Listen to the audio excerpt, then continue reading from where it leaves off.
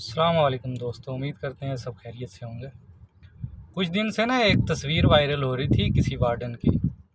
तो उसके ऊपर लिखा हुआ था CTO लाहौर साहब ने, मंसूर साहब हैं या इस तरह का कोई नाम है उनका।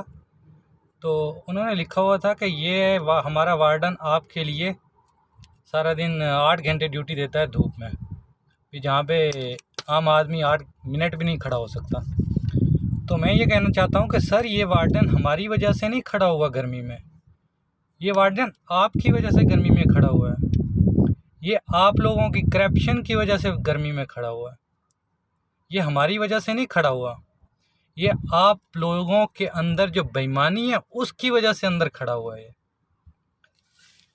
मसला ये है कि अगर आप ईमानदारी से ड्यूटी सरअंजाम देते और जो आपके पहले जो ऑफिसर गुजरे हैं वो ईमानदारी से ड्यूटी सरअंजाम देते हैं, तो आज सारी गाड़ियां रजिस्टर्ड होती, ठीक है। और आपके इस वार्डन को गर्मी में खड़े होने की ज़रूरत नहीं होती आज।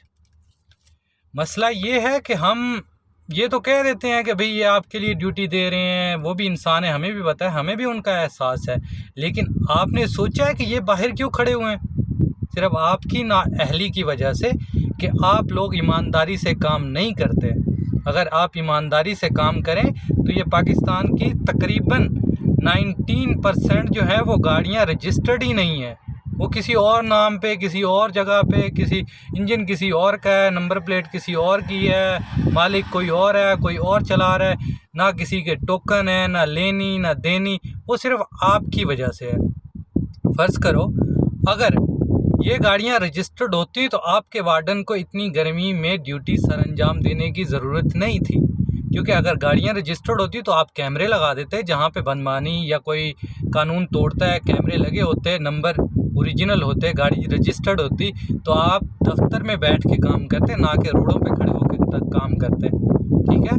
और दूसरी बात, अगर आप ईमानदारी से काम करते हैं तो गवर्नमेंट को ट्रैफिक में या ट्रांसपोर्ट में इतना खसारा कभी नहीं होता।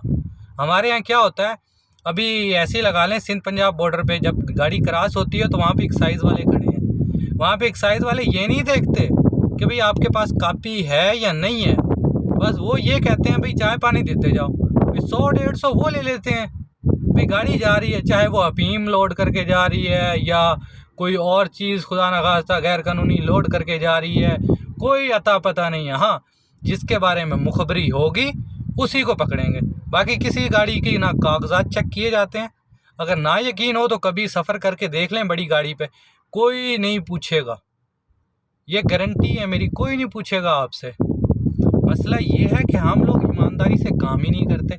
अगर गाड़ियां रजिस्टर्ड हों तो हम स्पीड वाले कैमरे लगा सकते हैं। हमारी मोटरवे पुलिस सारा दिन धूप में खड़ी होती है, चालान काट रही होती है, और वो माशाल्लाह पुलिस भी हमारी ऐसी है कि ना तो कागजात चेक करती है और ना माल लोडिंग चेक करती है, भाई क्या लोड है क्या नहीं है, कागजात पूरे हैं नहीं है, बस आए, हाँ उस्ताद क्या है भाई, लाइसेंस लाओ और ID कार्ड लाओ, चलो भी चालान करो। ये कौन सा तरीका है?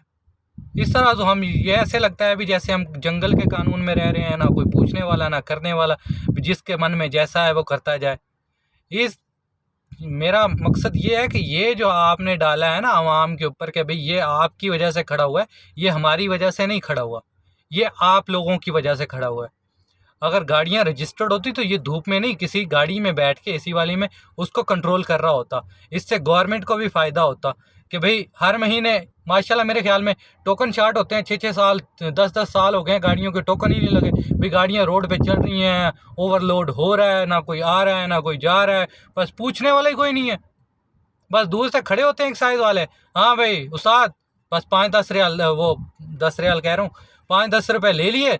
बाज़ औक़ात तो ऐसा होता है कि 5 रुपये भी ले लेते हैं, ऐसा भी होता है, मैंने खुद दिए हैं 5 रुपये, तो 5 रुपये भी ले लेते हैं। इतनी गिर गई है हमारी एक्साइज और हमारी मोटरवे पे ये वाली पुलिस ट्रैफिक वाली।